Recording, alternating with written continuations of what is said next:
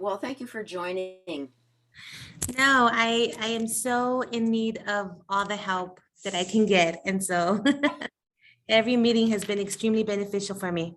Well, good. I'm glad. I mean, that's kind of our intention. I mean, there's some really wonderful things going on, and we should be able to share it with people and spread the good news instead of how generally exhausted we all are, right? It's all good, Christelle. I can't see every meeting that I've been to, I've been able to gain so much knowledge of it. Um, I just hope I'm able to retain everything. Well, you can always. So people who are joining, uh, I'm the host, and so I can't monitor the chat function without disrupting the screen. Right. So it would be really great if you could put on audio and say hello, and let me know who's there. Because I love looking at your pictures, but if you don't have your name up or I don't recognize your name or their initials, Oh, it might be your last name, but I don't know your first name. So I know Uinta's here. I think South Summit or South St. Pete or Grand is here, but I'm not sure who else. So we have 6 minutes before I start. So Veronica, tell me about how are things going? I know it's this ongoing challenge. yeah. So, and Yeah. you should let people know like which LEA you're from. So I'm trying to figure out if I can even see my picture. You're able to see me, Christelle? Yeah, I can see you. I Okay, can good. see you and I can hear you. All right, awesome. So I'm from Nebo School District and I am replacing Wade Manlove. He has been here for many years. Um, and I am the Title III coordinator, obviously. And I've only been doing this since the summer. So I started off right away. I was put into migrant summer school and that was an experience. I've always taught it. Um, these past years, I've always taught high school and junior high for migrant summer school, but being on this end of the spectrum has given me a totally different perspective of it. And I appreciate so much everything that Wade has done because um, there's just so much involvement um, behind the scenes, and yes, that's me. So we've just heard. So the people who are joining, we've just heard from Nebo, and it would be great when we start because I either don't recognize your names or your faces on the picture or your code names or whatever. And this is going to be a brief meeting. I'm just going to go over some things and then we're going to open up to questions. And it can't be in the chat because I'm the host and it's too much for me to actually monitor the chat. So you'll have to actually, use your microphone and talk up. So, does anyone else who just came on before we start, do you want to just introduce yourself so I can know who's here? Yeah, so I am Amy Campbell and I am the new, I know, right? I'm back, Christelle. Nice to Repeat. see you. Yeah, nice to see you. Yeah, so I used to be at Ogden Preparatory Academy and I used to run the Northern Consortium for the charter schools, the small schools in EL services. So I am back in Park City. I'm splitting duty with Tracy Evans until she can hand off. But yep, so I'm in Park City School District. Glad to be back. Amy. Very excited. Yeah. Yeah, it's really nice to see you. Thank you for joining us. Yeah, thank you. You're welcome. And we always try to make these experiences more conversational. It's not like me giving you all kinds of information by PowerPoint or anything. We actually use it as a way to learn with and from each other because I actually I was doing observations, so I'm really happy and I have more energy. Probably USB is not so happy that I have so much energy, but anyway, so I was down at Timpview, uh, and then I had a focus group with the EL coordinators down in Provo, and so they were talking about their experiences that they learned based on what Park City had done 5 years ago, related to content link courses. And so now Timpview High School has a content link class. as well as connected to Avid.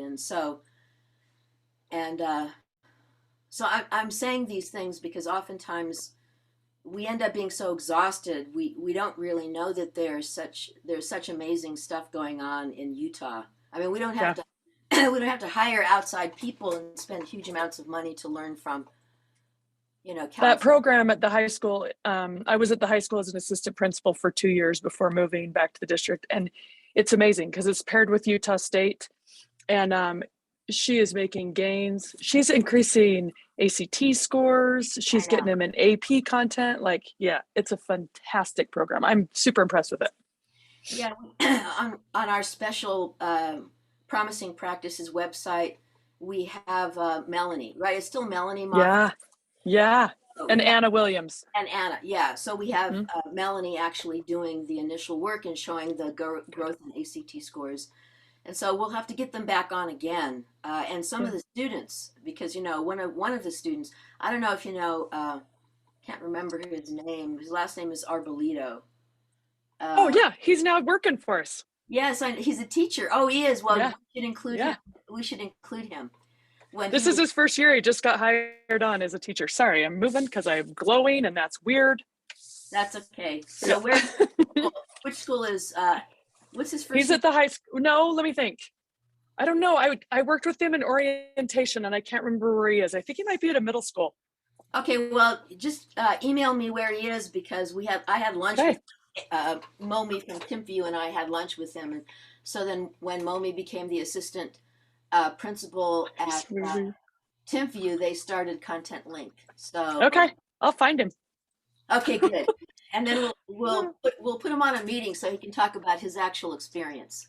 Yeah, he was great. He came back as a TA partially after being in the program, and then moved on. We also had they call him Junior. His name is Jose Vieira, and he was our community outreach, and he had also been through the program with Mel. Yeah, the other day I was in getting my blood drawn, personal story, and the nurse was like, "Hey, you work with Mel Moffett. She got me into college." Like, has her lobotomy, and her nursing. Yeah, it's crazy. So. Yeah, so that's why we use this forum to really share the kind of practices that make an actual difference in students' lives instead of, being completely stressed out all the time. And is that Ellie Gallagher I see? Is that Ellie? Hi, yes, that's me. Hi, Ellie. How are you, dear? I'm good. I've got a lot of balls in the air, but it's good. So yeah, I'm from the Wasatch School District. I actually work under the equity department in Wasatch. I'm the dual language immersion specialist, but I've also been assigned to support ELL as well in the district. So I'm not the director, but I'm a specialist. So that's what I do.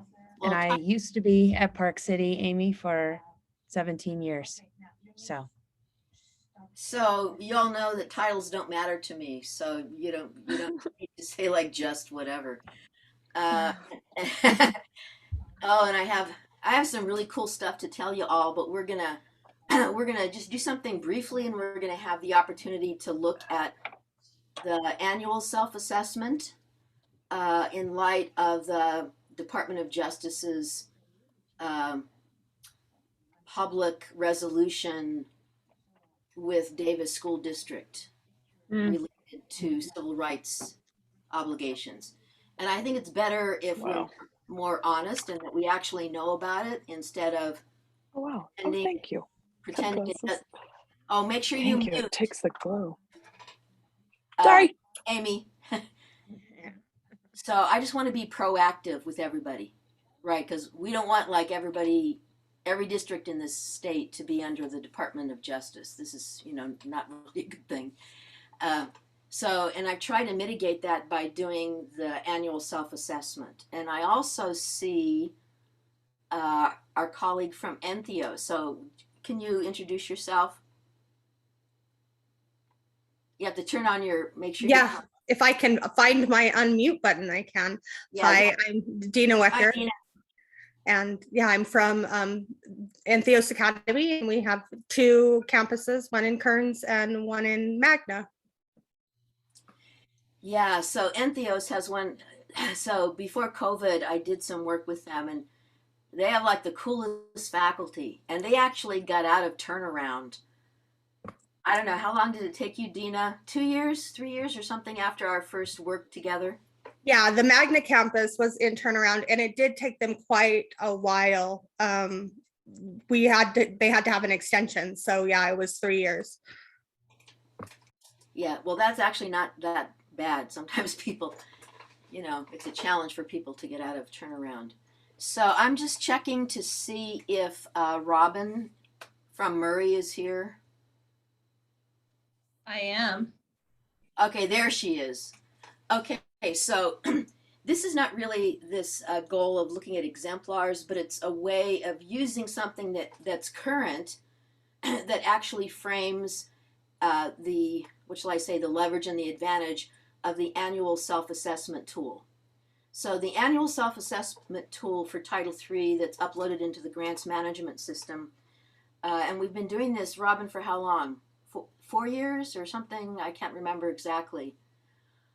Because initially when I was part of Title III, it seems like all these different forms for compliance were duplicative, and then they weren't really electronic, and they weren't connected to funding really.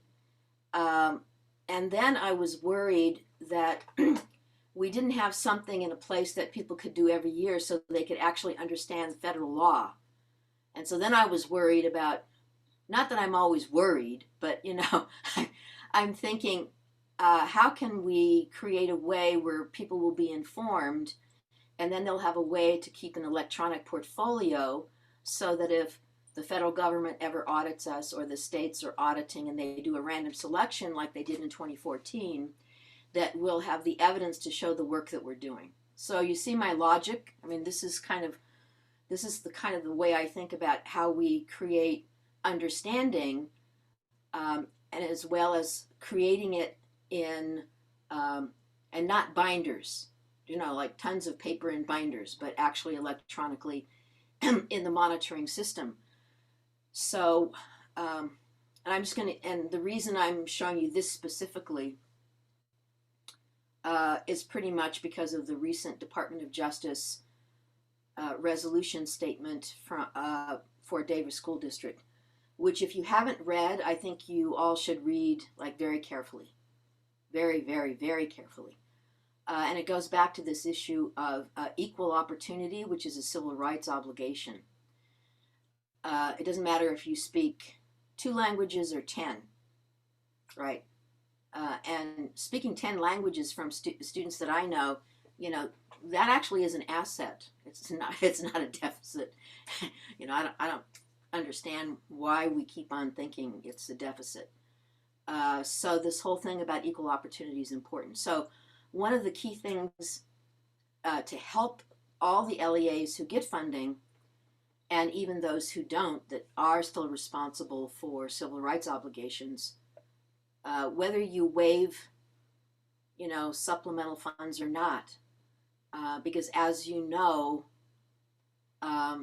civil rights obligations are determined and insured through state funding, right? And the reason it's state funding is that supplemental funding from Title III or any of the title programs is just that.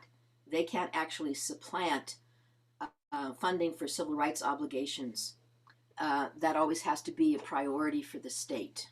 So just to help you understand what the issue is. So if you actually look at additional data, it's the number and percentage of exited ELs who've taken college prep courses, APIB.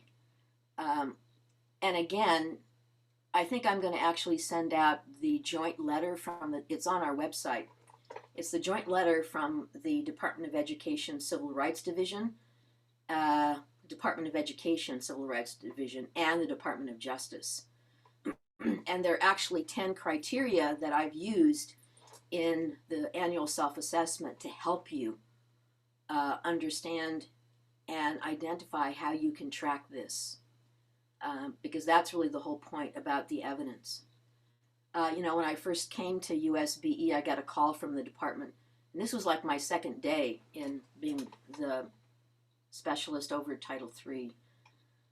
The people from the Department of Ed called me and they said, your 2014 audit had 9 findings against the state of Utah, and you've responded to 4. You have 5 that you haven't responded to. And I'm thinking, okay, so this is my second day, and this is an opportunity to learn really quickly. And because of that actual experience of then learning everything to actually mitigate any kind of civil rights violations, you know, I ended up seeing the consequences of all of us not being very knowledgeable, because I didn't know. So I put it into the annual self-assessment to help all of you, right? Because you don't want to actually be in a situation, and I'm working with Davis around the OCR related issues around language services, which then goes back to the really key thing about how we're evaluating program effectiveness for students learning English. And besides that, you know, how we're closing the opportunity gap for students learning English in all these courses. And so that's why that's there. So the reason I'm picking this is a concrete example. So the response to this, and we'll talk a little bit about the biliteracy seal, because I put additional state data, because I think we have to think of a really strategic, and I've talked to Carl about this. I'm trying to actually do special recognitions and award letters and stuff like that, and then create a process that would be easy to do this every year, but gathering the data ends up being incredibly challenging, and there's not a systematic way to do that. So anybody who's interested in working with me and Carl on this, it would be important, because what ends up happening is the data that I get from Kristen, then I look and I see, oh, it doesn't have Davis, it doesn't have Granite, so that can't be possible. You know, I know that they've always had biliteracy seals. So then we have to go to the actual district, and then they send it to me. So it ends up being really confusing, but it should be streamlined in a way that every single year we could give schools recognitions for the work that they're doing around biliteracy. And even in that would support the way in which we think about having more than one language, right? That's an asset. So I put that in there specifically.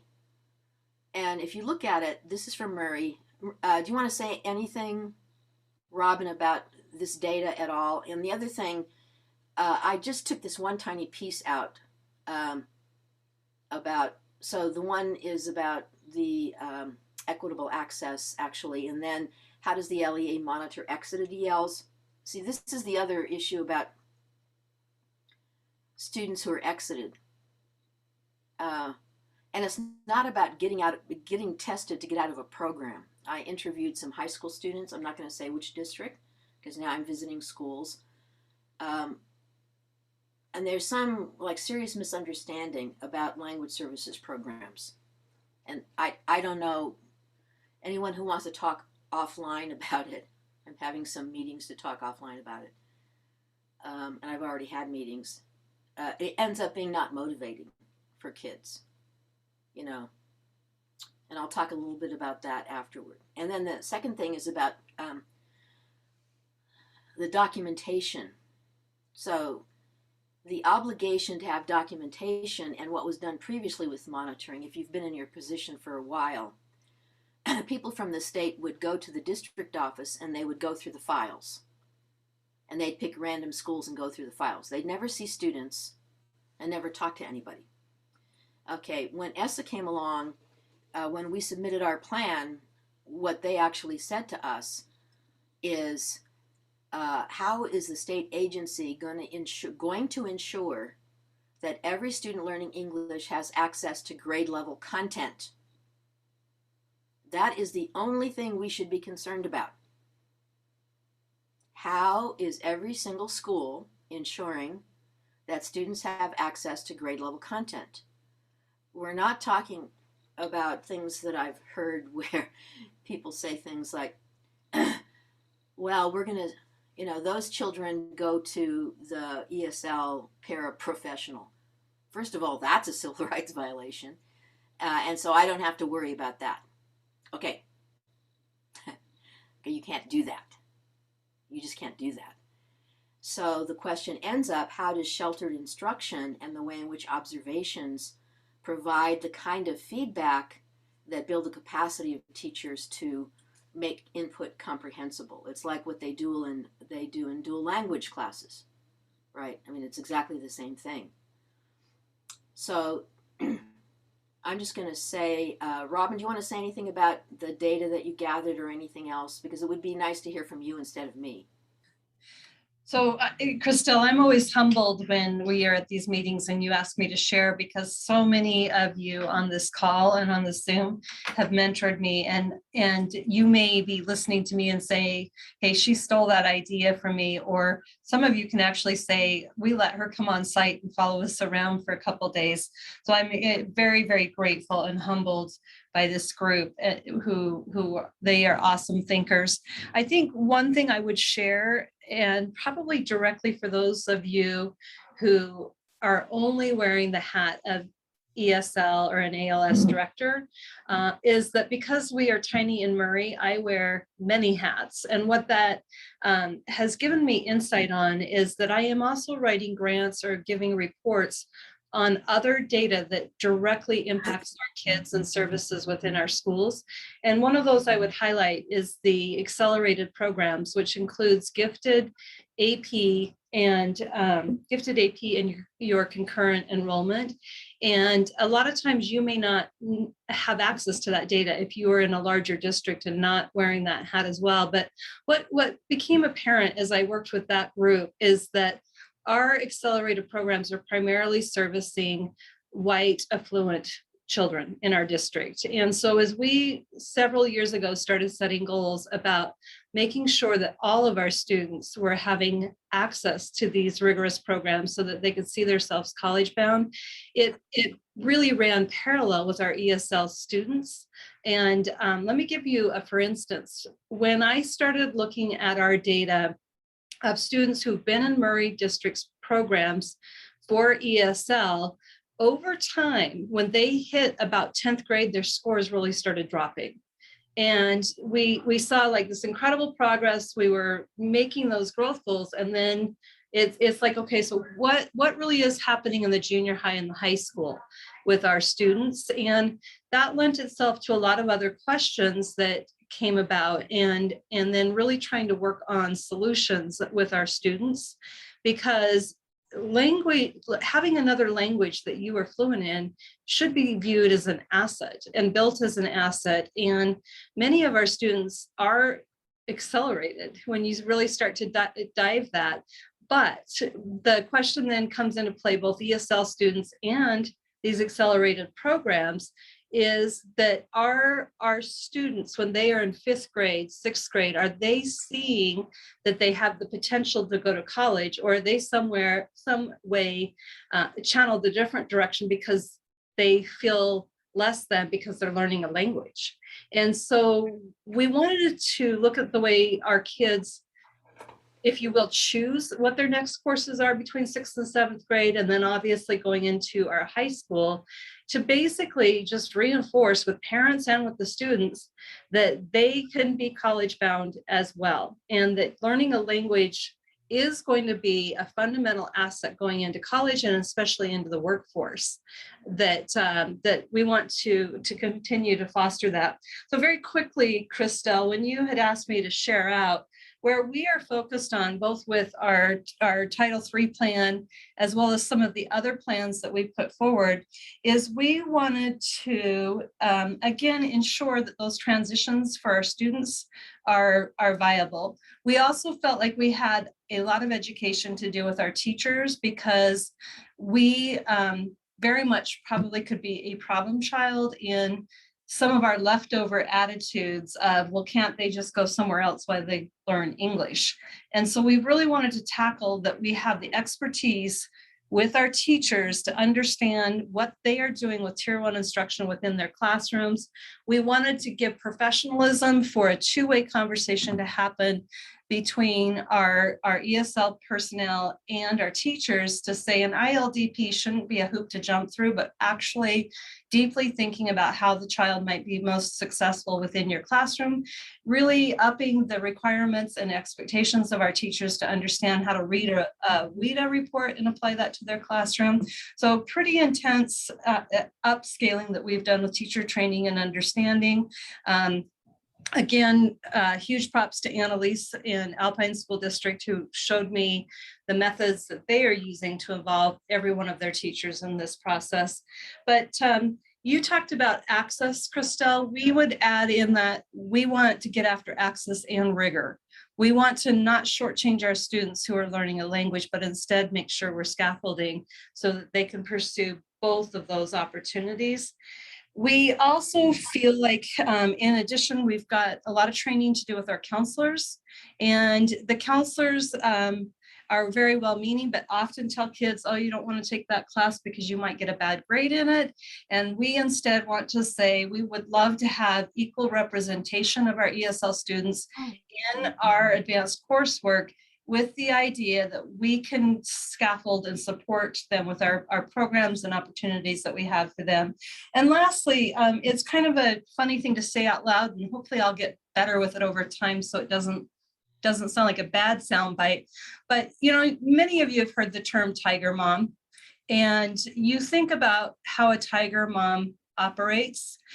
And maybe even yourself with your own children in school, when you've advocated for them to, whether it's behavior or academics or whatever that is, what I would like to have happen in Murray District is that we're creating a system of tiger moms for our ESL students, so that the parents who are working 2 jobs, the parents who feel intimidated because of a language barrier, the parents who do not have a background in education, can have the entire system looking out for them and saying, you know what, I want my kid to be on that track. Because we go through appeals all the time with gifted. We go through appeals when people want their kids to take classes that might be very advanced for them.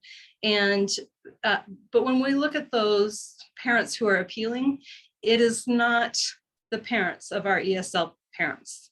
And again, we want to foster that ability and understanding.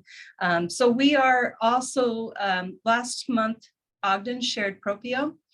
We're very, very interested in that and working with them to create an app for parents so that their inbound calls, their inbound experiences can replicate our teachers' outbound calls to schools and to home. Anyway, so that's kind of Murray. And when we look at our self-assessment, we feel like we have lots of warts. We have lots of things that we are still identifying, but we also feel like we are in a heavy lift right now. One other thing that I'm super excited about is this year we did use funds to hire an ESL instructional coach, which she has been fundamental in being a part of working within every one of our elementary schools. She attends their data dives and their PLCs and is working side by side to empower Tier 1 classroom instructional strategies that are viable for our students. So Robin, I want to thank you, and I'll just say 2 things. And I'm just letting everyone know I'm not monitoring the chat because I have like 3 or 4 screens open and I'm the host. So if you have a question or a comment, you have to actually unmute and ask a question. So let me just say something and then I'll do wait time. Okay, so and the other thing, Robin, do you want to say the 2 schools that, and I haven't done this, like for everyone yet, but it is coming. It's an award letter related to any school that have at least 10 students learning English that have mitigated the COVID gap year, which, as you know, is huge. It's like huge. So there are actually 2 schools in Murray who did that. So I just want to say, do you remember the 2 schools, Robin? I do, and I'm super proud of our junior high school because they've also been designated, I think in 2018 or 2019, they were designated as the TSI school, and they've made some very significant changes. And when I speak of a tiger mom, if any of you have ever met Maura Thatcher, she is a tiger mom and a force to be reckoned with. But the very positive outcome of that is that she has made a huge impact on that tier 1 instruction. She really has identified math classrooms as being a place that they've been very amenable to the idea of co-teaching. So she's changed up how she's using her paraprofessional assignments. And she really is one of those that just brings all the resources together. But if I were to tell you any one key for her, it really is that one-on-one relationship that she has with the kids, and the way that she reaches out to parents is just phenomenal. So super, super proud of the work with Hillcrest, because they certainly have been on our radar for a school needing improvement. And their scores, their end of level scores with Aspire and Rise sometimes are disappointing for the teachers, but they are one of our highest impacted schools in our district. And then Viewmont, I'm really pleased with that. It's a principal, we stole her from Park City, and I'm more interested in finding out kind of their background. We do have a new paraprofessional who's pretty skilled in working side by side with teachers and making sure that kids have that tier 1 instruction that they need. So we will see on that. I'm not as fluent, Christelle, on knowing all the ins and outs of Viewmont. That's okay. And I think the other thing when I met with you that I just loved, and the fact that, remember, we're all learning together. So the whole point is we're sharing and learning together. So it's not about stealing ideas. Okay, just so you know that. And then the other thing is, I mean, that's what a professional learning community really does, right? They learn from and with each other. I think the other thing is, which goes back to kids in Park City graduating and then coming back and being paras and teaching in the community, aren't the people that now are coming back to you graduates from Murray High School? Aren't there a couple of people? You know, and it's funny because I actually have schools now fighting over them, but we had some issues with not having the kids see themselves with our paraprofessionals, with our other people who work within our schools. And so we have hired a lady who speaks fluent Farsi and is from, you know what, I forget which country she is from, Christelle, but then also we have hired back former graduates who went through our ESL program, and they are currently both at Utah Valley University, and they are working with our high school students. They're barely older than them. They're 19 years old, but phenomenal as far as tutoring. We have another lady who is from Venezuela who we hired, just finished her master's degree, minor in mathematics, and she's working with tutoring our students in Spanish with the mathematics classrooms, and she pushes in for the majority of the day with the Spanish 2 classrooms. And then we also this last year used funds to hire a K-12 family advocate. And I'm sorry if we have Granite people on here, but we stole her from Kearns Jr. She'd been there for 17 years and phenomenal resource as far as her work with Granite School District, with Salt Lake County programs. And she's now serving all of our schools to make sure parents have an ambassador in our schools. But when I mentioned those people, Christelle, every one of them are new to our country at some point. They were all ESL learners before they came to work for us. And so whether it's our 2 Murray graduates, or it's everybody else I just mentioned, they have a really awesome perspective. Hey, Robin, this is Granite. We don't feel bad. We like to share people because we steal people or share them from other districts as well. So. And Dave, you know me, I love sharing with you. So I owe you a couple big ones, right? Yeah, we'll take you up on that. Okay. Hey, David, it's nice to have you on. And remember, everyone, I'm doing like 3 or 4 things. Well, I can multitask, but I'm not monitoring, the chat. So if you want to say something to Robin now, you should like speak up or ask questions about how, Hey, she's Christelle, can I thank you, Christelle? Sorry I was late. I'm recuperating right now, in fact, in bed with a total knee replacement. So I apologize if I was a little bit That's late, okay. but I was gonna tack on with Robin what she said. Cool. We just got moved through our HR department.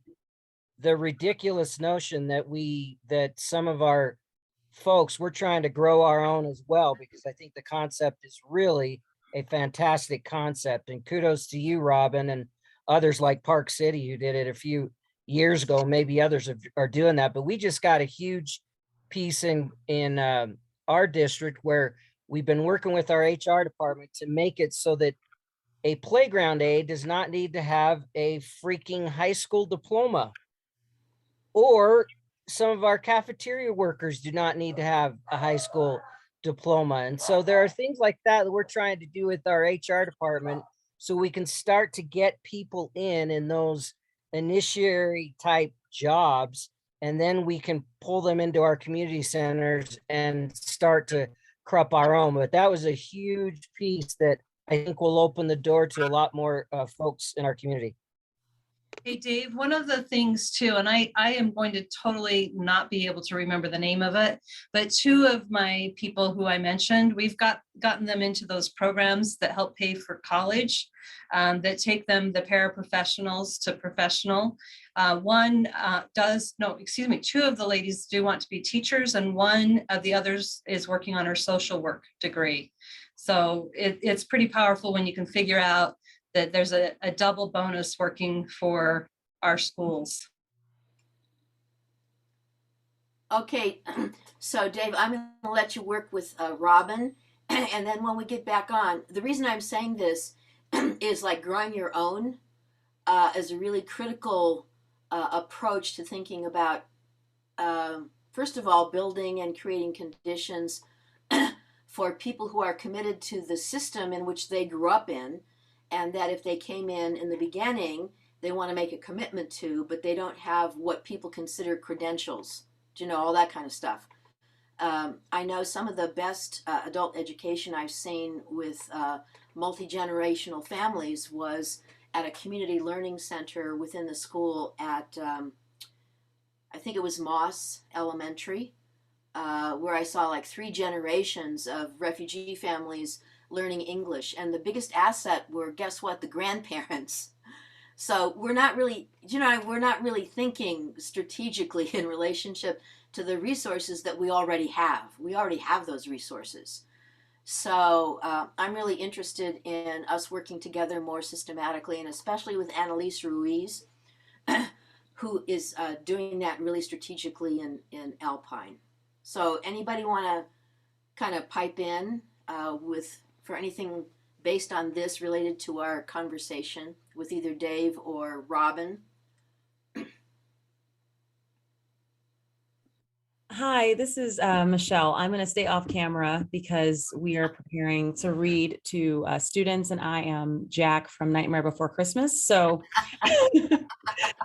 we're going in all decorated up. But in Jordan, it's been a long time of preparation to just realize the growth of EL numbers. And I've been working with Harriman strategically because one of the things that they didn't realize with the Venezuelan, immigrants and people coming in for the last 3 years as Mountain View Corridor grew, Harriman High has had, a shock to their system of the change drastically. And it kind of reminds me reminiscent of what Cottonwood High School went through in Granite School District. And so we're strategically working with that community. West Jordan, for example, has been used to the influx and the EL learners and has good systems in place. And we're working with West Jordan feeder system with parent and home visits. But with Harriman specifically, we've created a new engagement center with the CPO money we were able to use that we had over COVID. We hired an extra paraprofessional to work with the community and bring parents into the center. And Harriman was wonderful to give us a relocatable so that we could empower parents learning English and the skills that they need. The reason why that was crucial is because Harriman is not Title I. So the funding that they don't receive, they can't put towards extra things. So we were able to use that to support the school, the families, teach them English. We're starting to have citizenship classes that they could work on and take right there in the relocatable in Harriman and targeting that community. The second part, especially, the growing your own, is we have teachers that are capable within the school, but they just don't have, the knowledge. We have ESL endorsed teachers, but they never had to utilize the skills until the last 3 years.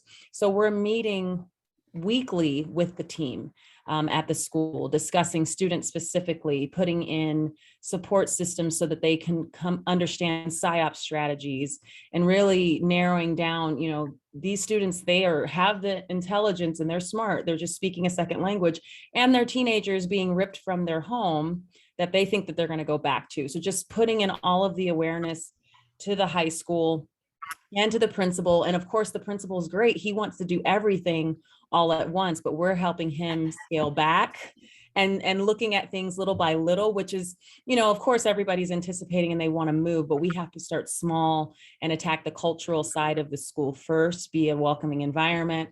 And so that's where we are. And because of that, with Harriman starting there, we're then kind of broadening the scope. It's good, I left Granite School District, so I can take the wonderful ideas and bring them out. And so one of the things that we're doing now monthly, we don't have the numbers to open a Tumaini Welcome and Transition Center, but what we're doing now is monthly parent orientations at the district office and getting the word out to schools that when they register a newcomer family, when they register someone that speaks a second language from a different district, to invite them to these monthly type open house parent orientations so that we can help them. If they can't make it, we have a Zoom capability. We're working with volunteers to try to get transportation so that they could come. So just little small things that we can do because Jordan District, is not used to having the numbers, but they're coming. And they're transitioning. Families want to live out here as well. And so a lot of families I'm seeing from Granite are now moving to Jordan, which has also been helpful for the transition, to see a familiar face in our district. And I think just getting out to each principal, it's been a lot of work and a lot of scheduling, but just going out and reminding them of our department, the services we provide, and making it part of second nature. I'd rather them call. I get emails now every day. I think we registered somebody that's a refugee. What do we do? I'd rather get that every day than them register them and not call us to alert us of that. And so I think that's been where we are, in a sense, growing our own, because we have to train who is already in place to create a system that's continuing to help and reach out to parents. So thank you so much, and it's lovely to see you. I wished I could see your. I was at a school where they had crazy hair day, and somebody had like an overflowing popcorn kind of thing. I'll turn on my camera just for 1 second, just for you. So this is just the part of it with my, and I have the gloves. We're all ready to go. Okay, so that's great. Here's the other thing. So listen up, everybody. When Michelle was talking about the CPO funds, we did this experiment. Whitney Phillips actually she's the chief privacy officer and had worked with refugees and doing tutoring. So she always ends up from the state legislature getting quite a bit of money.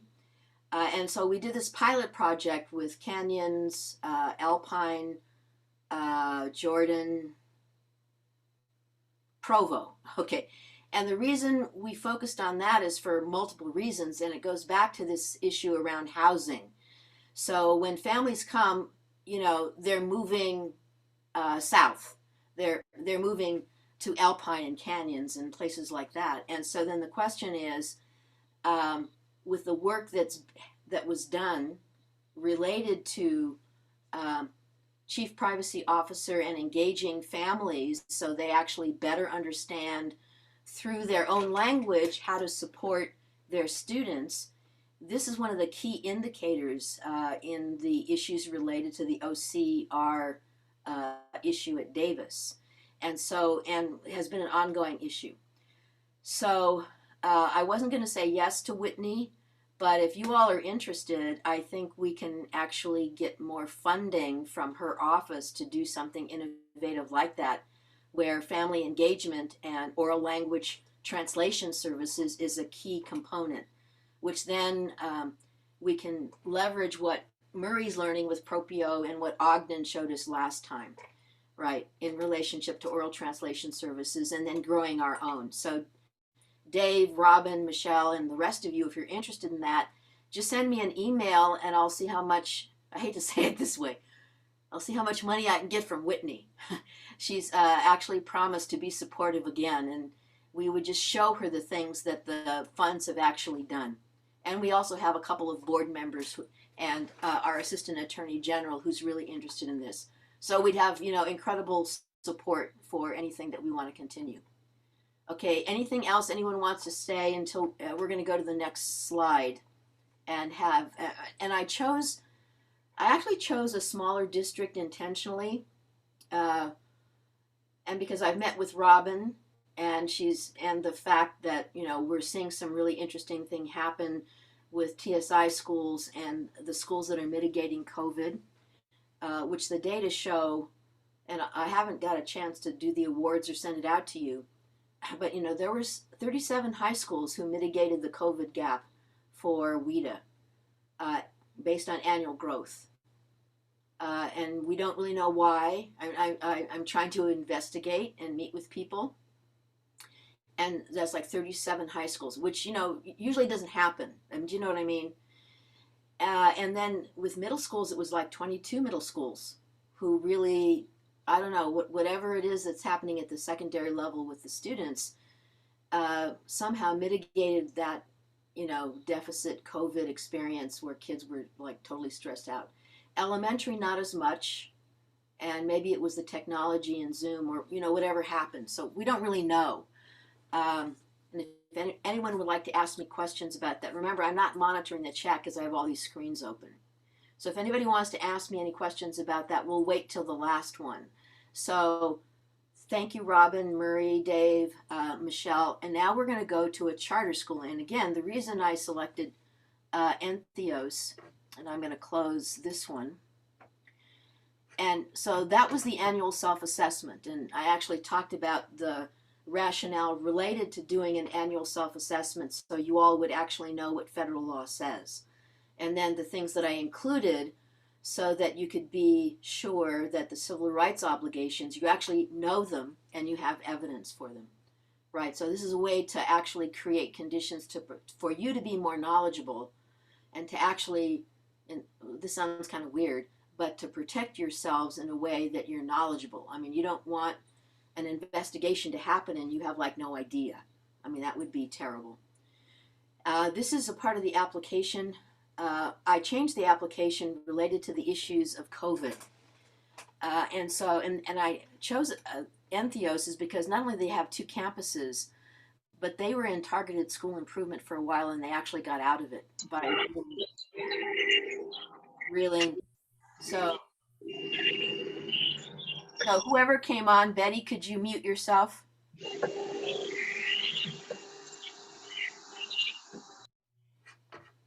Okay, since I'm the host, I can mute you, so sorry. So if you look at the way this is organized, and if you all can help me, because it's like just one fail for me, and it's not failure, but it's a way that I try this and I'm thinking, okay, that didn't work. And, I'm trying this and okay, that didn't work. And it's always about trying to create the conditions for building the capacity of the LEAs to evaluate program effectiveness and use resources in a way that they don't typically use resources. Because oftentimes people will separate all these funding streams, right, and say we don't have enough money. Okay, so that's that is not really a good argument, because grading funds in relationship to the data, focusing on parent engagement and the actual results for the students and even growing our own can be done, and there are places that are doing this. And so Entheos did some really interesting things with focusing on, and I'll let Dina talk a little bit about how, you know, they moved from where they were in turnaround and then how they ended up leveraging the opportunity to make changes. But if you look at this, the goal really is, it says, explain how you're using your students' WIDA data to evaluate the effectiveness of your language instruction program. Be specific for schools and TSI, which I think we had a good example from Robin when she was talking about, you know, her school and TSI. Your explanation must focus on how you determine the effectiveness of your language instruction program to provide access to grade level content. It's not only a ESSA requirement, but it's one issue that is an issue for the Davis OCR kind of settlement. And the model used, pull out, push in, structured immersion, dual immersion technology used, specific software programs. And I'll just say the biggest issue is probably what Robin said. If you don't have quality tier 1 instruction, then pullouts and other programs that actually segregate students learning English is not only a huge civil rights violation, but it doesn't really support the fact that there's a welcoming environment for students, right, in regular education to provide comprehensible input in academic language in a content that they're going to use in their future post-secondary education. So it's actually a really big issue. And we have to kind of alleviate people's anxieties of feeling not good enough or incompetent or not wanting to deal with, you know, those students because they don't really feel that they have the skills to do that. And so, you know, we have to focus on that. So, Dina, do you want to say anything about we're just going to look at the first part of, you know, what you've done? Yeah, so like Christelle said, the Magna Campus was in turnaround, and we got out of that in the beginning part of 2020. And then both schools are still under TSI, so we were looking at that. And we evaluated all of our results, and we just kind of found out that what we had been doing for our multi-language speakers was not effective. And so we just decided to look into best practices at other places. We had been kind of using a hybrid model of using Imagine Learning and ILIT 20 for the middle schoolers, and then just like a little bit of paraprofessional help for the kids who had lower scores in speaking and listening. And we had been doing that for some years, and we weren't seeing our numbers grow. There was hardly any improvement from year to year with our students.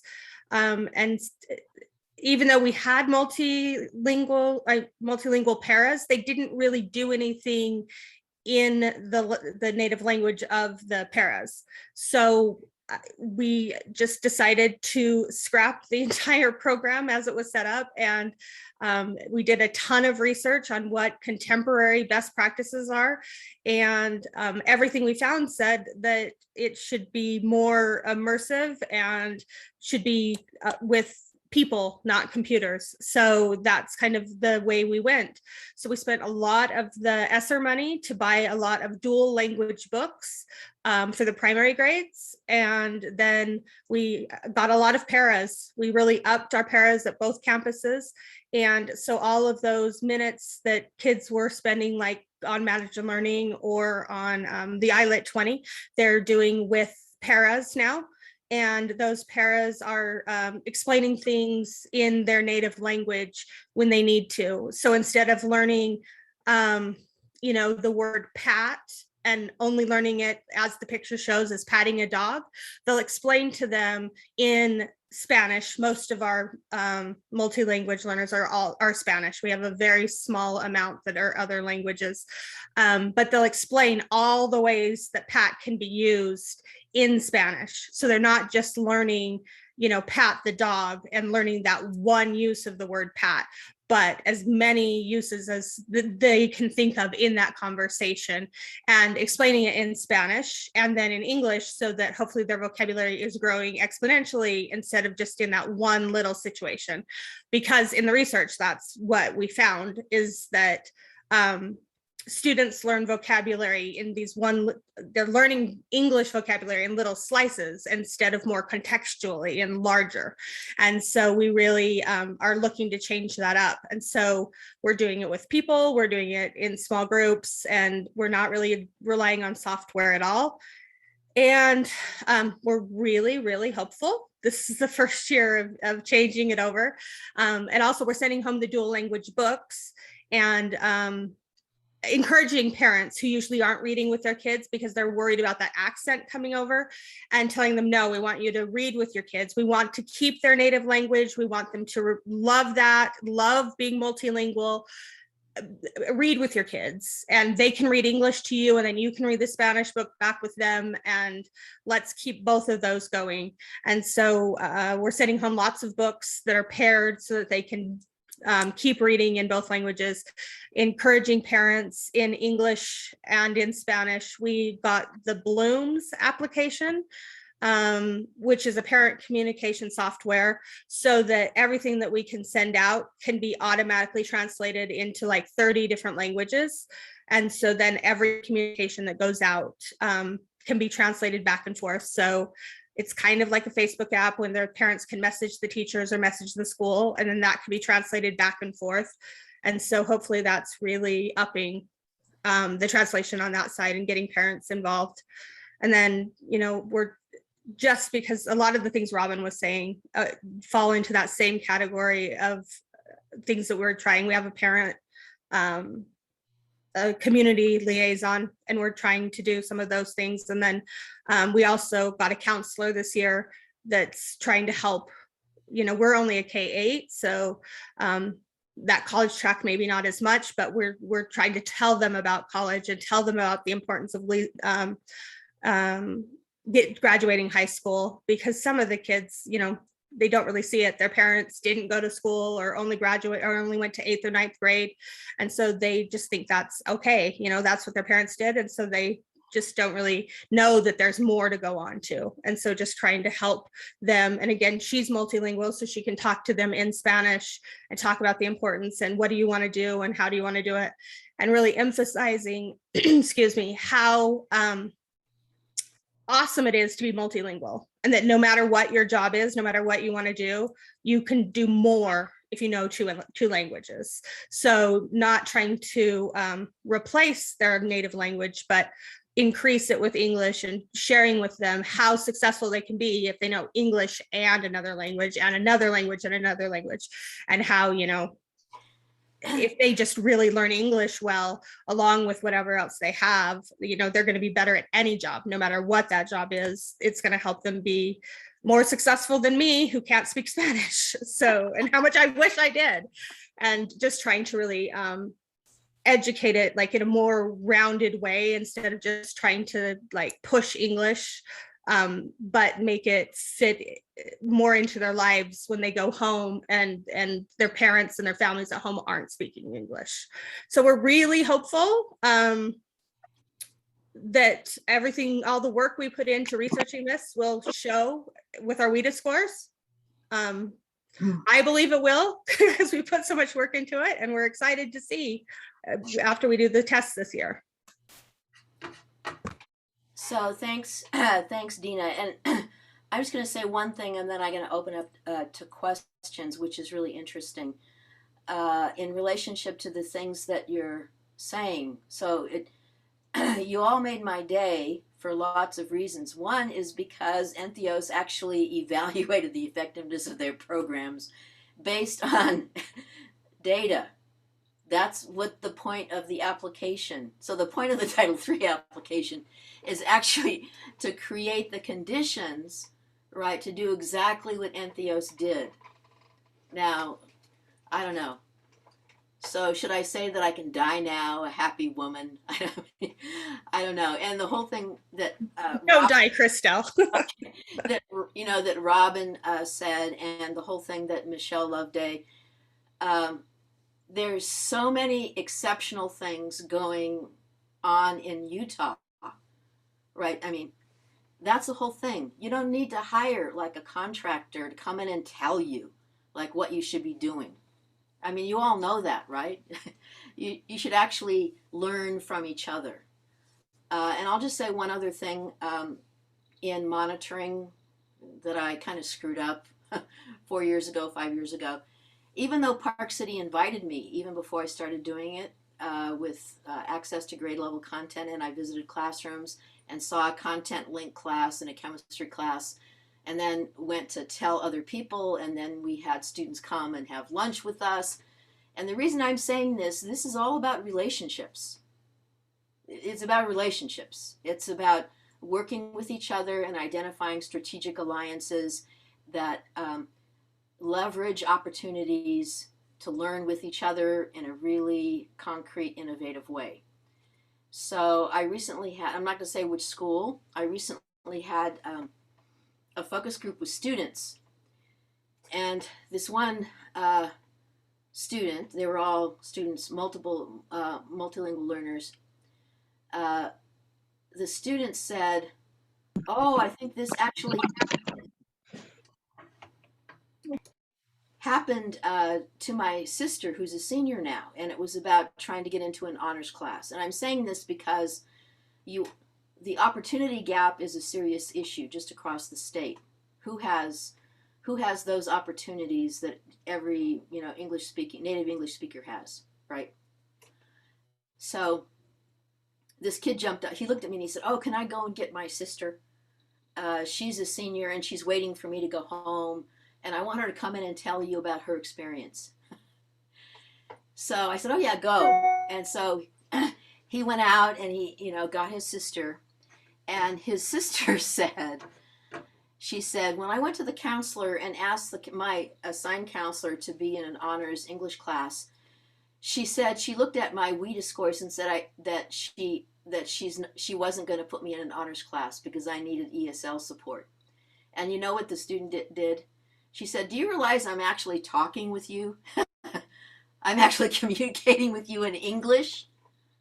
She says, "I'm telling you that I want to do an honors class." And she said, "No, the WIDA score doesn't say that." Okay, so then guess what the kid did? She actually went to another counselor. She went to another counselor and she said, "Okay, this is what happened to me. I want to be in an honors English class." And she ended up being in an honors English class. So all the work that you all are doing allows the student and the family to be advocates for the kind of future that we want and that we're going to love in Utah, right? So, Christelle, just it's probably really premature for me to even mention this, and I know you had asked me to share it, and I told you I wasn't prepared. But just again, getting after that idea that this should be considered an asset, not a deficit.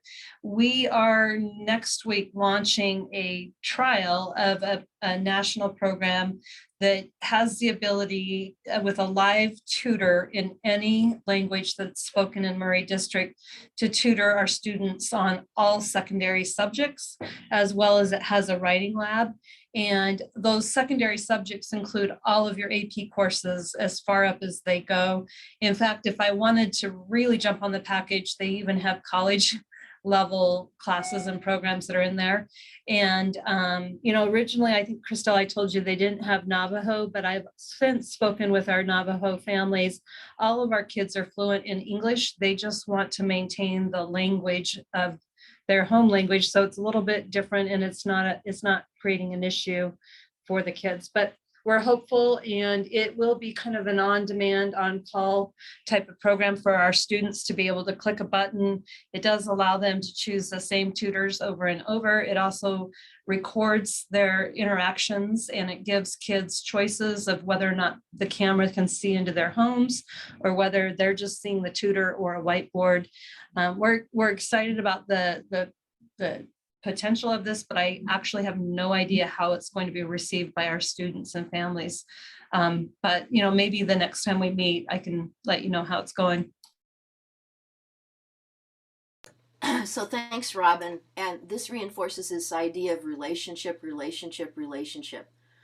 One of the things that happened that's similar to what Entheos did was the Title I Distinguished School from 2 years ago, and it was in Uinta, so a rural school district.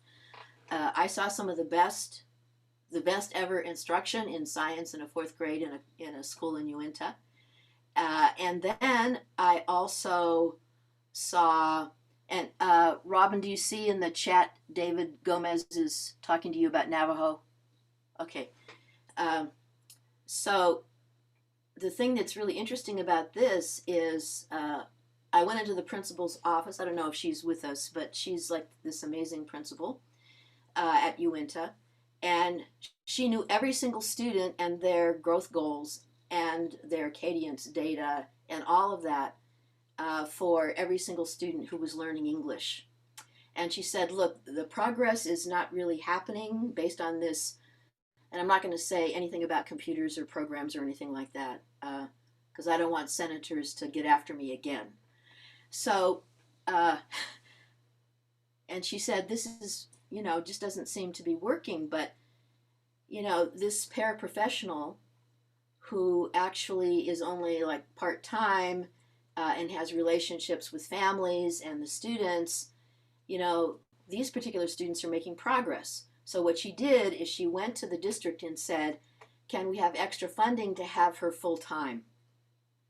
And then, of course, what ended up happening, because it's all about, talking and conversation and relationship and trust and building that experience. And so her kids they ended up just, taking off the progress that they're making. And one last thing before we open it up to any other questions. I actually saw one of the absolute best uses of technology that I've seen in the last 4 or 5 years, and it was Ogden at Wasatch in a 6th grade classroom, and it was an English language arts class, which is pretty interesting. She had them in groups of 4 and triads. Then she showed me all the books that she had published for the last 3 years of the students' writing. And so the new observation tool, and if you want me to come and observe, you should just email me. And this is not about monitoring in an official capacity, even though we do that. And if you actually want to come with me, I have all kinds of Ogden coaches and Provo instructional coaches coming with me now to do observations. Just say you want to observe with me, right? So, and the tool that we use, we interview 3 students, and Annalise did this with me 2 years ago. What are you learning? Why are you learning it? And how will you know that you will be successful? So this is the assessment capable learning questions, right? To better understand teacher clarity, but from the student's perspective, all right? So I asked the student in the English language arts class, so what are you learning? Why are you learning? And how you know it will be successful? And so it was interesting because they were doing similes and figurative language and stuff like that. And that sounds kind of like tedious. So this one student actually took his computer because the metaphor, the simile was about a macadamia nut, and they didn't know what a macadamia nut was. So the kid instantly took his computer, he opened it up, and he looked up macadamia nut. And he said, look, this is his bald head. It's like a macadamia nut. Now, this should make you happy, because this is how computers should be used, right? Not like, a screen with a test that looks like a worksheet. So anyway, I won't go into that. But so then I asked this, so I took that student out. And one of the things he said to me was, I heard him say this to the group. He says, well, I've been kind of, saying all these things that I think about the similes and, language and how language is used. This is a 6th grade kid. And then he says, so I'm going to stop now because I'm going to give you you guys a chance, you other guys a chance in the group. So I called him out and I said, do you realize how wonderful you used your computer to show him what a macadamia nut looked like? And then you said that you were going to stop because you wanted give them a chance. And I said, why did you do that? And he said, well, because being a leader is really about like doing things so that everybody has a chance. So I'm thinking, okay, so we can actually put that on a slogan and give it to all of our administrators or something. Then I asked another student, I pulled another student out and I said, okay, so tell me what you're learning. His name is Boone, by the way, and he does know about Daniel Boone. I'm actually going to send him a book about Daniel Boone. So then I said, what are you learning? He said, well, we're learning about similes. And I said, well, why are you learning that? And he said, well, on the last test we had, it was item 4 on page whatever, and we didn't, and only 3 students knew what a simile was. And I said, okay, but like, how do you know you're going to even be successful? And so then he said, well, because we're actually explaining, we're understanding, and then we're explaining what a simile is so that we can use it in our writing and it will help me be more successful in high school. Now think about it. He identified what he was actually learning, how he was going to use it, and why in the future it would be important to him. Okay, sometimes we don't even do that very well. So I'm giving you these examples of the way in which you can actually learn from your own students, right? So have focus groups, have groups like that. There's a new group that I was thinking of from Utah International African, and in their class, last year they had a graduation class of 35. In that class, they had 2 students who actually got full scholarships to Westminster, 2 young women from Africa, and then they got there were 2 full scholarships to University of Utah Eccles Business School, and one was an asylee from Guatemala. Now I'm saying this because they texted me and I said, you know, I've had this experience with high school kids talking about what they're learning and what's working for them. In the focus groups I have, the high school students actually named teachers and what the teachers did for them to make a difference. Now, those teachers are going to get commendations, and the feedback we give to the school is about leveraging the wisdom and the expertise of the teachers that they have to work with the other teachers. That's how you build capacity, right? And so I said, we're thinking about doing, you know, this promising practice related to the voices of youth. And so then she said, oh, I want to be involved in this project. She's from Westminster. Like 5 minutes later, she said, oh, my friend wants to be involved.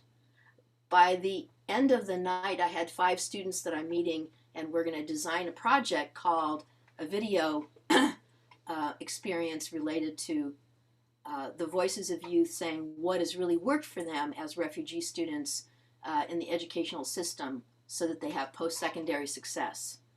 So we already have these assets and resources in the students.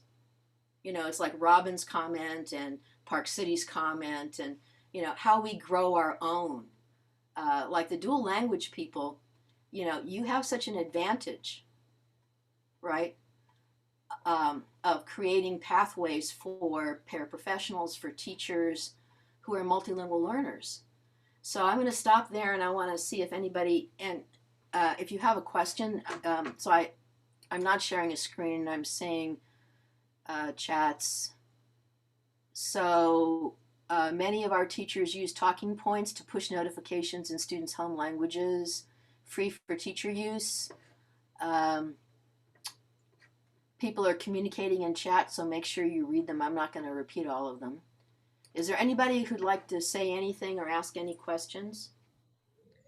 Christelle, did you want me to talk about what we started or with the endorsement? Okay. Yeah. And So yeah, go ahead, Christelle. So I just want to say that Lindsay from Monticello is here, and I'm going to go be visiting her school.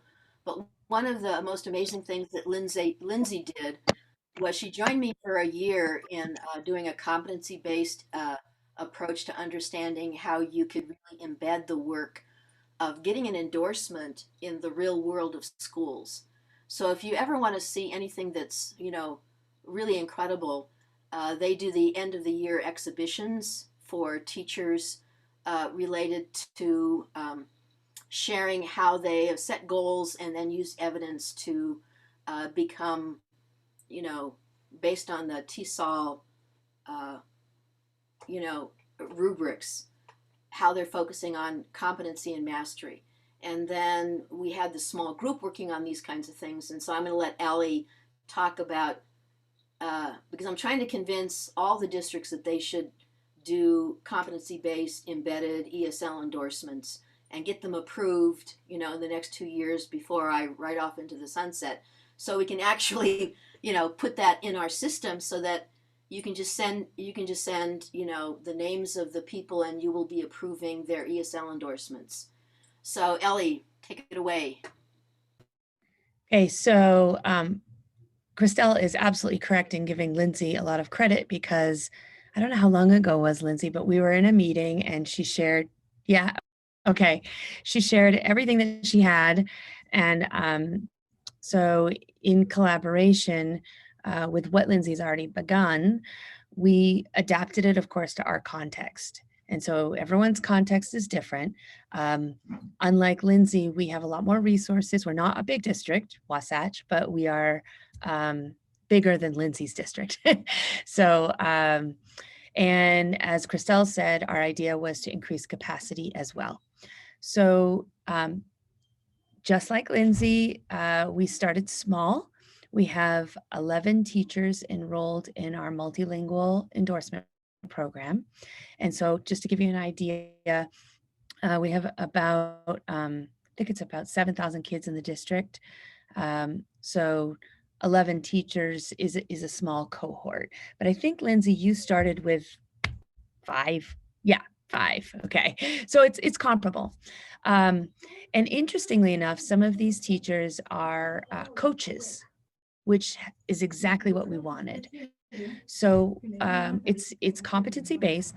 They start out with a course that Christelle shared with us that she created from USBE, which is an overview of the domains in TESOL. So they begin by understanding the TESOL domains. And then once they understand the TESOL domains, we've set it up that they come together monthly for a cohort.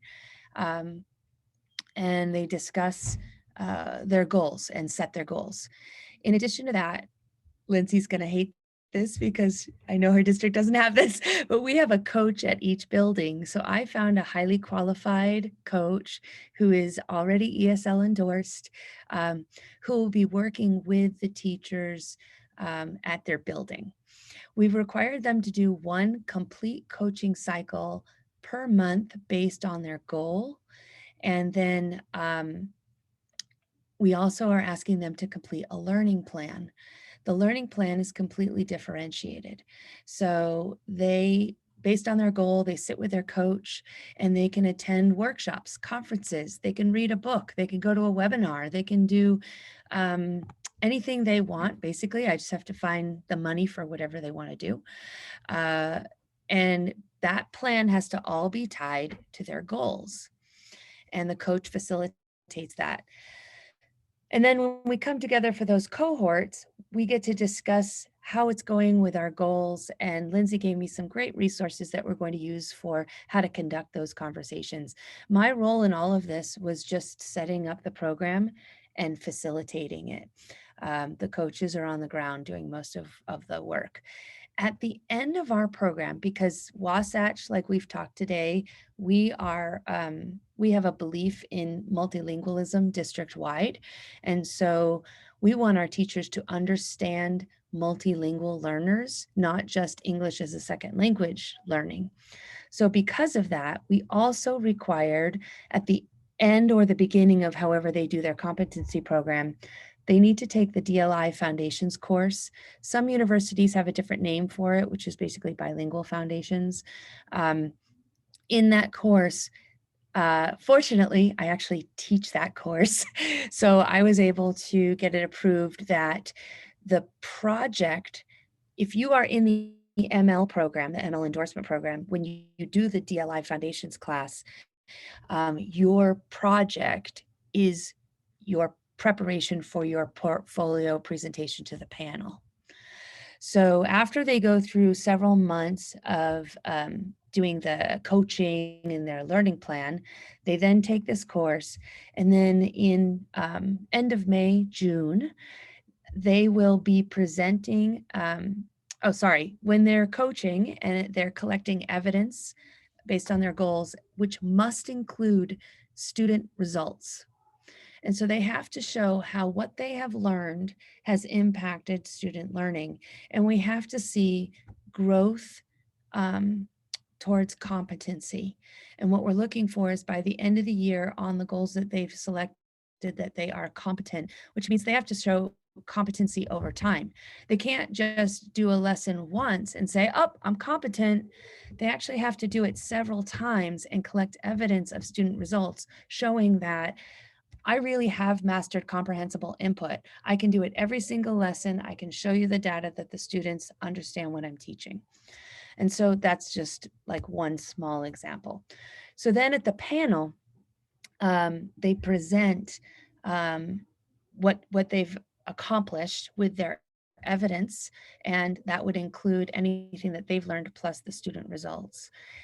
After consideration with the panel, we'd like it to have one of their peers who is well-versed in ESL, and then a university professor and someone representing the district office. I am not on that panel, so it's going to be considered somewhat outside of the program. The panel evaluates it and then gives me their recommendation if this person has reached competency or not. If they have not, there's recommendations for further study. If they have, then we recommend the ML endorsement. And then everyone who has gone through the ML endorsement can be a coach for the next year's cohort. So we basically, Lindsay, we kind of took what you had, we made it fit our context. And yeah, and also I get a lot of questions from my teachers on this. Christelle was so helpful because we have 3 credits of USBE credit plus the 3 credits for the DLI course. So they get 6 credits for lane change and relicensure. And I'm going to talk to Christelle about one more thing I want to see if I can get credit for, but that's what we're doing. And I don't know, talk to me in a year and I'll tell you how it went, but that's what we're doing. Yeah, so thanks, Ellie.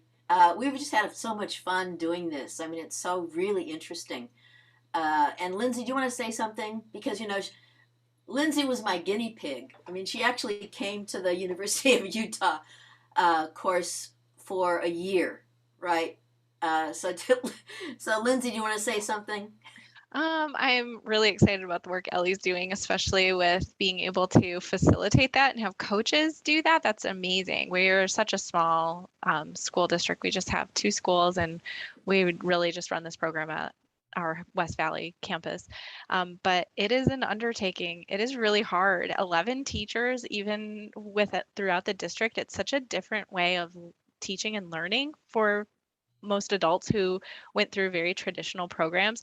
So it's really hard just to kind of flip a switch in their brain of how this can really work. And it was helpful for me to go through the process because I just kept asking Christelle, well, tell me what to read, tell me what to do, tell me how I show competency. And she said, it's too personal. I can't do that.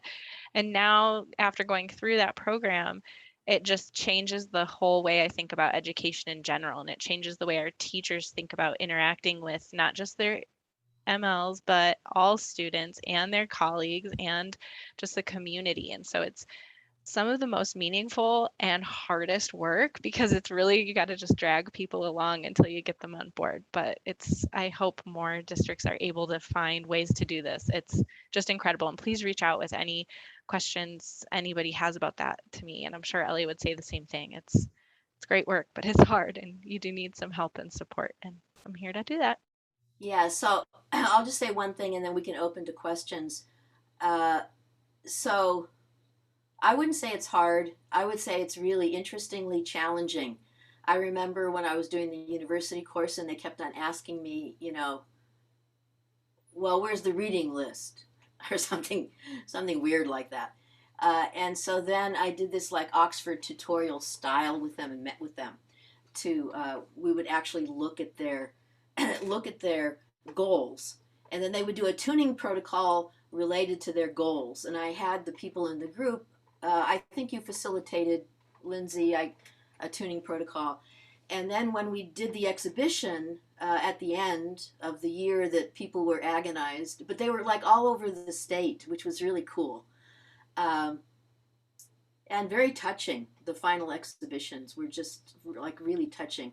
We did a success analysis protocol to identify the conditions that actually created the possibility for success. And then the people in the protocol actually looked at the conditions related to the way they would apply it in their own context, which is exactly the point. The point is that Ellie is making and that Lindsay is making is that every context is different. And this language of best practices, from my viewpoint, is idiotic.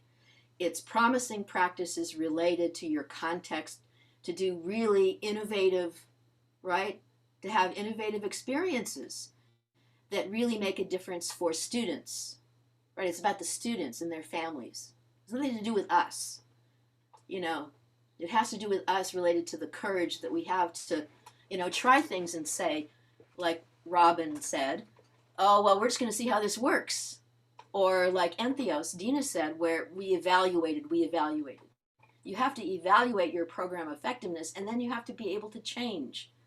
So did COVID teach us nothing? Viruses adapt constantly.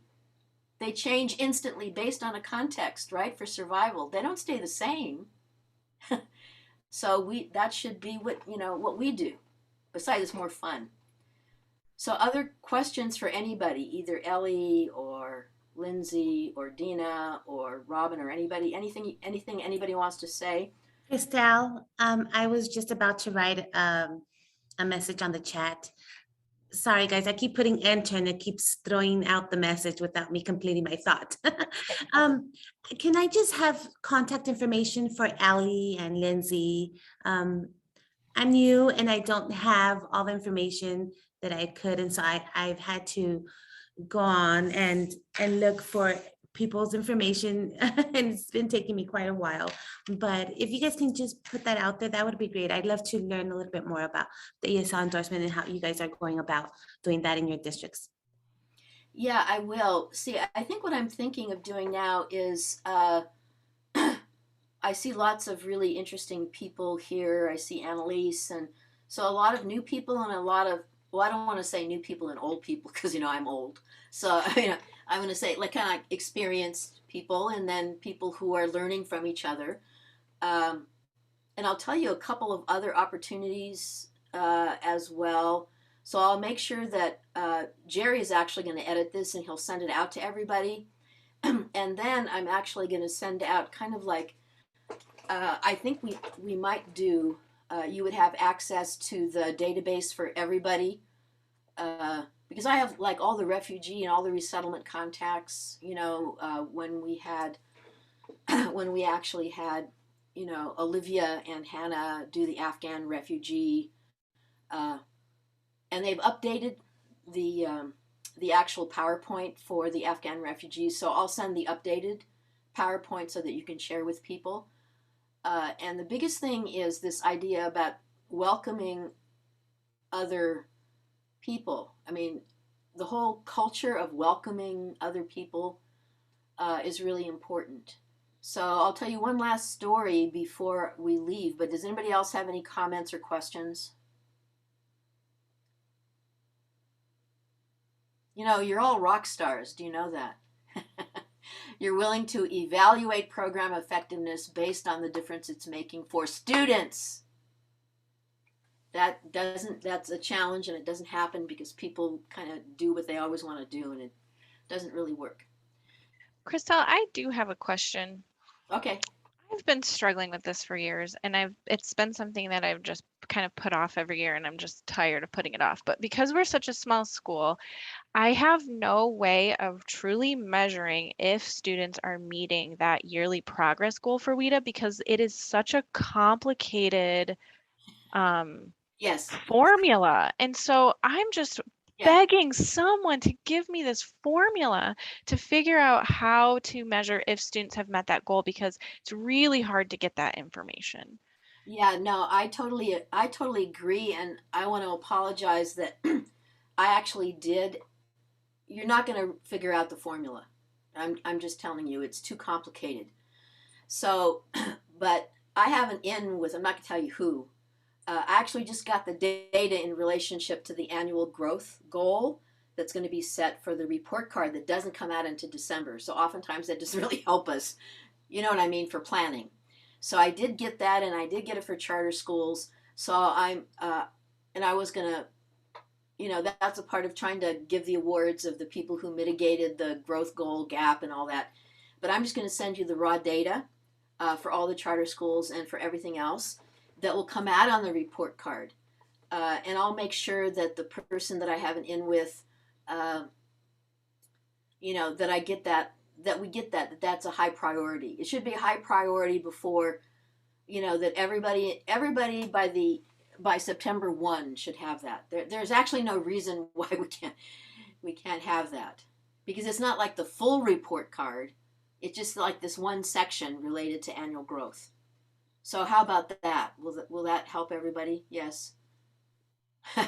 Okay, good. Hey, Christelle, can I just add something? Yes, Dave. You know, I think I can't figure out that either, and I'm not going to try. But what I have been trying to look at is ways to progress monitor, because that's the key here, is progress monitoring, right? That's frequent. And so we're looking at a product, and I told you guys this last time, but we finally got it purchased. The, you know, miles of stuff you have to go through to buy stuff anymore in our districts, which is incredibly stupid, but I'm not going to get on that.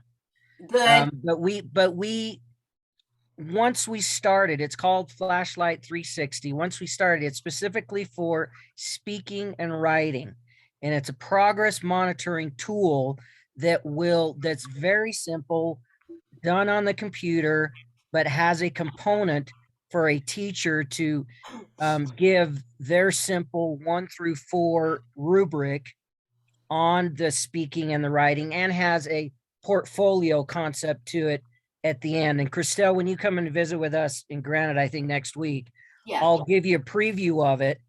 But I just wanted to throw that out there as something that's what we need to start looking at, is progress monitoring that can be done that will help us to see and not figure out like Lindsay said, not figure it out, but just be able to kind of make a dent in it. Yeah, Dave, thanks. Is your knee up? He has knee replacement. I have 2 hip replacements. It's up, but as you can tell, I'm on pain pills, so I apologize if I say anything inappropriate. It's not my fault. Oh, yeah, okay.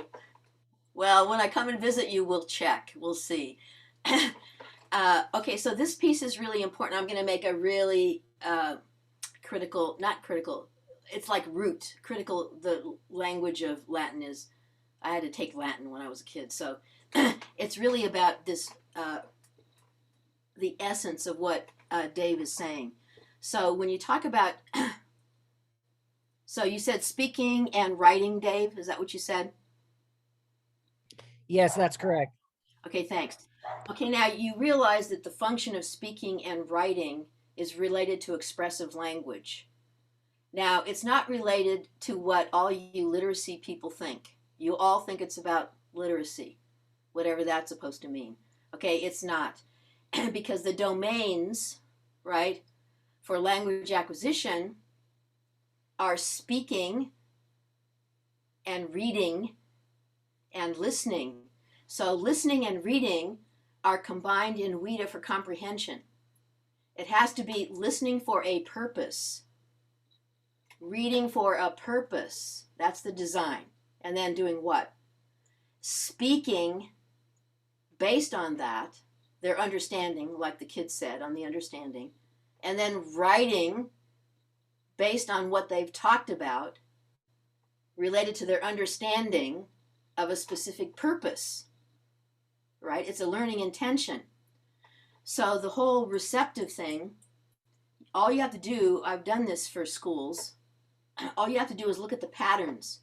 As soon as students hit 4th grade, all of a sudden they stop speaking. Why? Because teachers are talking at them. You all know that, right? So you go into a classroom and the only one who's talking is the teacher. And the rest of the time they're on a computer. Okay, so I'm saying this because I've seen it. I've just been visiting all these schools. So, and I'm staying positive because then I've seen all these other really amazing things about how technology really should be used. Right? So you all have to be really clear about the function of language acquisition and don't conflate it with literacy, which is reading and writing. That is a big mistake. Don't do that. Just my advice. I don't usually give advice, but I'm going to say don't do that. Okay, so anything else? Dave, you're a sweetheart. I can hardly wait to see y'all. Don't be on pain meds when I come, okay? Hey, thanks, Christelle. But I was actually thinking about going to a board meeting on pain medicine, because then I could just let it rip, right? Don't do that. Don't do that. We need you. We need you, Dave. It's the filter. You have to do the filter. Okay, one last story. Is there anybody else who wants to say anything before we leave? Just really quick, Christelle, on that last note, something that I stumbled upon with dual immersion, we always talk about the Apple exam, which is their proficiency exam in Spanish, but I always meet with the partners. So I always have the English teachers there. And I thought, why don't I talk about the WIDA exam as well? So I got one of our expert ESL teachers to come in, and we talked about proficiency in general and what that meant as it relates to language acquisition and what we needed to do. And then we broke out, and Mrs. Foy from our high school showed our English side dual immersion teachers what's expected of students on the WIDA exam. She showed them the demo, and they were blown away. They were like, what? They have to do that? And so it really changed, because we've shown them the can-dos, we've done all that. It doesn't work. But when we showed them that test, they were so much more clear. And a lot of them commented that they were going to change some of their practices based on what they saw that day. Okay, so that's a good example. So we should think about, Ellie, scheduling that kind of experience for all of us sometime, at a later date or whatever, because I think that's the other issue. Okay, anyone else? Okay, here's the last story. So I'm interviewing a student, and he is, his name is Nicolas Viveros, and he's I'll tell you, he's at Ogden High. I'm like totally in love with Ogden High, and Timpview High, and all these other high schools that I'm now visiting, and East High School, of course. And so I take him out in the corridor and I say, so there's no right or wrong answer. I'm just asking you, what you're learning. And usually assessment capable learners, it says, what are you learning today? With high school students, I don't do that, because I'm actually more interested in what it is that ends up being significant for them. Do you know what I mean? And so not necessarily like, what are you doing today exactly?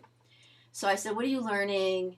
And he said, well, we read something about China.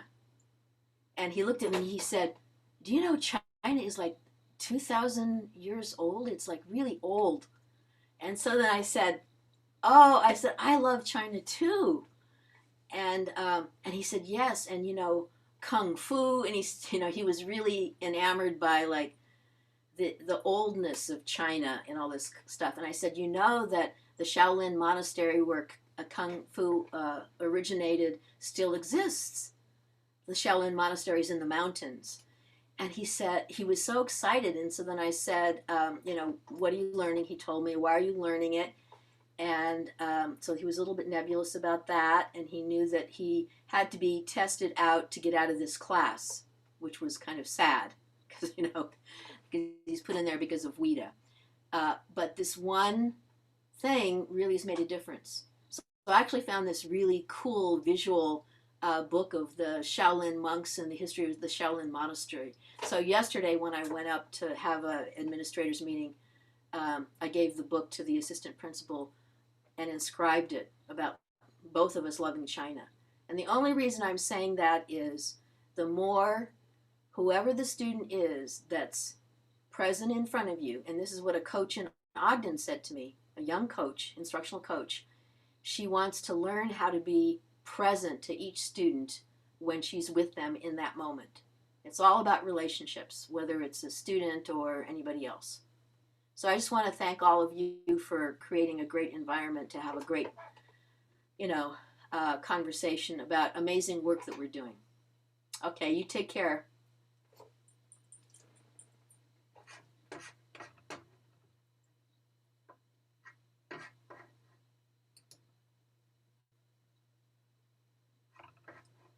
I can also stay on if anybody wants to talk privately to me. It's fine.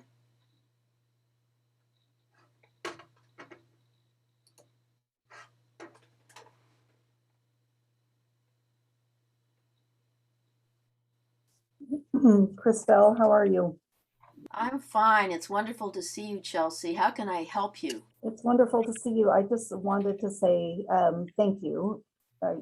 Becky Donaldson said that you were the recommendation, so thank you. We are very honored and excited. Well, you're welcome. I pay really close attention to, I mean, it sounds strange, but I do I do pay attention to pretty much every school in the entire state. And so when I actually saw not only your data, but the way in which you've mitigated COVID and kind of the history of the Community Learning Center and the work that you all did with the music program, your Mountain View is like a very special school to me. Well, every school is very special because I learned tons. I'm sorry I can't be there, but I've been like out and about, and so. Yeah. But I appreciate the invitation. So make sure you let the principal know how much I value the work that you've all done. All right. Well, thank you. Appreciate it and hope to see you soon. Okay, take care. Okay, Bye-bye. bye. Veronica, do you want to talk? Yes, Christelle, I was just writing some notes before I left. I wanted to say this has been great for me because it's just wonderful to hear all the ideas, and I'm so eager to try to implement some of them and make them into our own to help our kiddos that are in such great need. And I guess I just wanted to say thank you because just the examples that you're putting up there and you're sharing on your screen have been so helpful to me. And gosh, can I just have you with me 24/7? It's just, I just wanted to say that thank you. I learned a lot, and I've been reaching out to districts and some that you have suggested and advised me on, and we're gonna get the ball rolling. Yeah, so I wanted you to know that I'm revising the pre-COVID visit, the official report, and I'll do that with the data as well for NEBO. Oh, thank you. But I'm actually thinking eventually what I'll do, because I'm doing other things, but I downloaded the report. I'm going through it very clearly. Thank And you. it was pre-COVID. But what I'm going to do is focus on updating it. And Okay. then I'll come and visit you in November and anybody else you want to meet. Sure. So we can actually identify, a more strategic approach because, doing everything all at once is really challenging. So I have to think, It is. most of the people said you have to think a little bit more systematically. So I can do that for you. Okay, yes, I'm sorry, I was charging my laptop. Yeah, there's all these things and my mind is just working and how to build up to that, and we're gonna get there. And I know I'm filled with questions, and so I've reached out to a lot of people. And I know you're very busy, so whenever you get a chance, then I would totally appreciate having an opportunity to sit down and visit with you. Yeah, so you have to get that thing about being very busy out of your mind. so it doesn't have to be busy. Right. All right. Okay. Well, thank you, Christelle. I appreciate it. You're welcome. Have a good one. You too. Bye-bye. Hi, Lori. Do you have a question for me or you want to chat? I do. I'm on, oops, let me get my microphone.